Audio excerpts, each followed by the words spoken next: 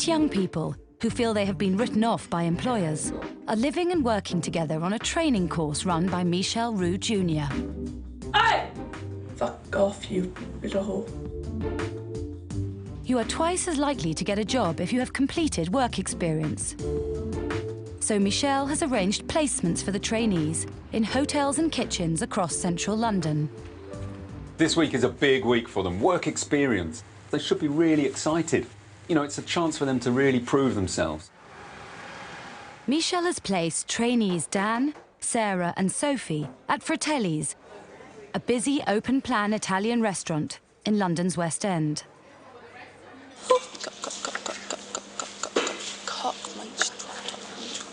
17-year-old Sophie, who has Tourette's, wants to work in a kitchen. Michel has seen potential in her and has put her on the starter station. I think the Italian restaurant is perfect for Sophie. Sorry. It's her chance to get that invaluable experience that she desperately needs. Despite handing out over 170 CVs... Dan's gay. Sorry. Sophie has never had a job. It's disheartening. It knocks your confidence ahead of fuck lot. Sophie was diagnosed with Tourette's 4 years ago. I've got Tourette's, fuck you. You're my mum. And lives with her mum in South Wales. We had the diagnosis and it didn't just like snowball, it was an avalanche. Shut the fuck up, Tom. Sorry, you made a bitch ass bitch, oh. Love me. And it was as if all the tics were given permission to come out. Sophie's vocal and physical tics can be so severe that she suffers from tic attacks, which can last for up to 8 hours. Put your face, bitch. Take my foot in your face, you wanker. But it's not just Sophie's Tourette's that makes her stand out. Fuck off. Sorry. Sophie regularly changes the colour of her hair. The brighter, the better. It makes me feel different. It makes me feel creative in a different way. I film in a porno. Michelle, sorry. Dyeing your hair is fucking awesome. Today, restaurant manager Enzo is far from impressed with Sophie's latest look. There is a strict dress code, and her bright yellow hair isn't allowed in the open-plan restaurant. All right, we're going to cover it. Make sure that you got the hat all the time because we are in front of you of the customer, OK? Customers, they are priority. If you haven't got customer, you haven't got business. So the staff have to be spot on. Sophie has been told to wear a hat to cover her hair, but having been singled out is making her anxious. Batman, bitch. Fucking Batman. If I let people down, I just feel disappointed, disheartened. I feel genuinely guilty and just horrible. It gets to the point where I'm really frustrated and I think, fuck it. What? Fuck, sorry. Wanker. Sophie is feeling under pressure. Hannah smells, sorry. And it's now affecting her Tourette's and her ability to work. Today is one of the days that I just feel low confidence, low ability, and just out of my comfort zone, basically, even if I'm in the kitchen. With her tics building up. Hi, the lesbian. You're a lesbian. Sorry. Wanker. Just 2 hours into the shift, Sophie has to leave her station. Fuck off. Sorry. Whether my tics out. Fuck you. Fuck. Fuck. For manager Enzo, the tic attack is a shock. I've never seen anything like it. Seeing her clothing like that, it made me feel really bad. The only thing I can do is just wait that it should be okay and come out and do some work again if she feels like to. I don't know. Maybe not. Kawaii. Sophie is in real danger of having to give up on her work placement. Oh. So Enzo has asked Michel to come and talk to his trainee. This week's work experience is a chance for them to prove that they've got what it takes to get a job, especially Sophie with her Tourette's, because at times it can be really challenging. So, Sophie. Oh, jeepers. I stripped it, so I... What the heck? I mean, disability is one thing. Yeah. Dyeing your hair is not a disability. No. How do you feel? I'm disappointed. This week is a golden opportunity. I know. Wanker. Sorry. Sophie, you're not helping yourself by doing that. You're not, are you? No.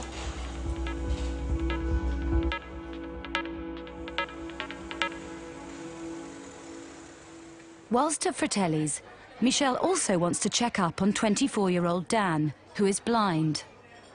Do you think you could cook one of these pizzas blindfolded? Yeah.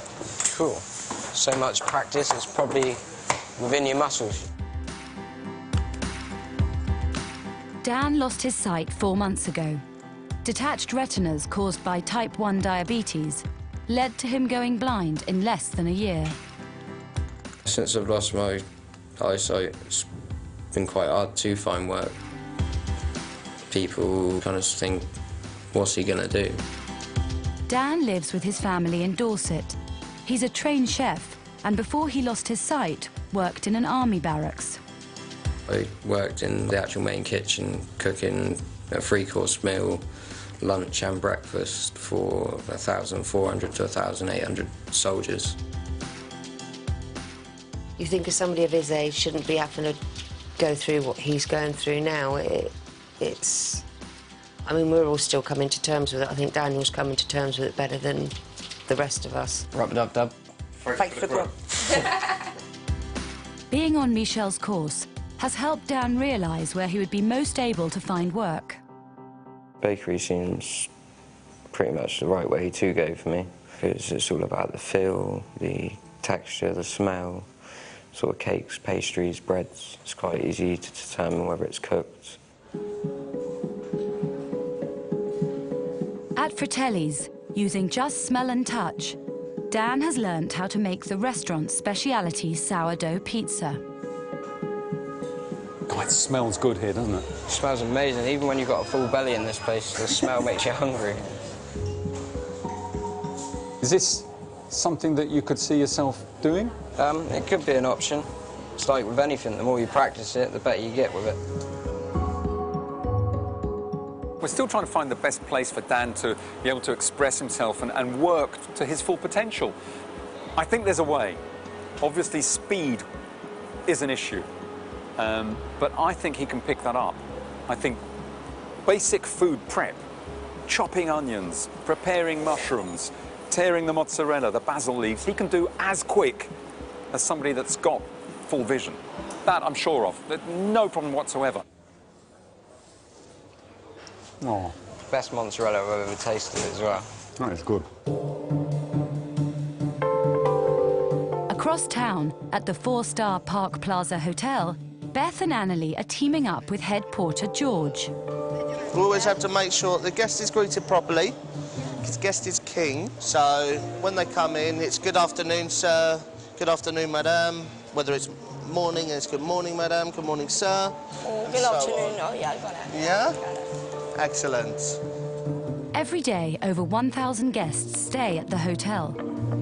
Michelle has seen both their talents for front of house and has given them a role where it's their responsibility to meet and greet every single visitor. Beth and Annalie need to hone their people skills. And in this busy hotel, customer interaction is so important. Annalie is keen to do exactly as George says. Good afternoon. Good afternoon. Checking in with us? You chicken? Yeah, check-in's just upstairs on the left. Do you need help with your bags at all? That's right. Have a lovely stay. Good afternoon, sir. Good afternoon. Good afternoon, Good sir. afternoon. Good morning. I mean, good afternoon. Have you checked in yet? Not yet. Please go upstairs. It's on your right. Okay, thank you. Is it on the right? It's upstairs on the left. Oh, the left. I've been minutes left. To the left, to the left. It's a song. I feel really happy, and I do it, and I love it. Every second of it. While Annalie is in her element, Have a good day. 23-year-old Beth is feeling self-conscious, faced with the constant flow of guests. I have never felt beautiful. I've always felt quite ugly. And I've always felt that I don't deserve a place in the world. Beth has ep3 syndrome, a condition meaning the bones of her hands, feet and skull are fused together. My ep3 only makes me different physically, because on the inside I feel normal, but on the outside I look very different. She used to be frightened of people of her own age because she was so fearful of them shouting abuse at her or staring at her. Since birth, Beth has had 22 operations. Oh, Beth, that's what you look like before the operation. Yeah. You weren't scared of the big operation, you were just scared of the blood test. Beth has never had a job, but from an early age she's always known what she wanted to do, inspired by her favourite television character. My dream job is to be a waitress, a bit like Rachel out of Friends, but better. She was quirky and she used to make some of the customers laugh.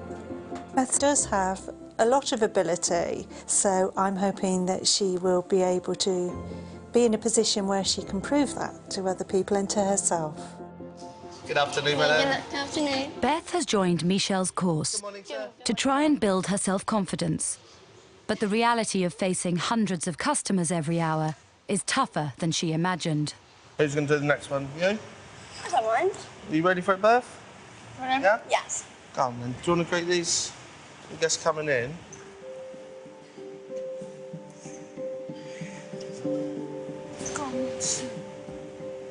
Good afternoon.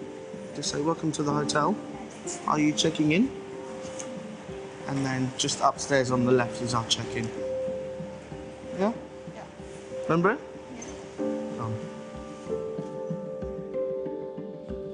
Good afternoon.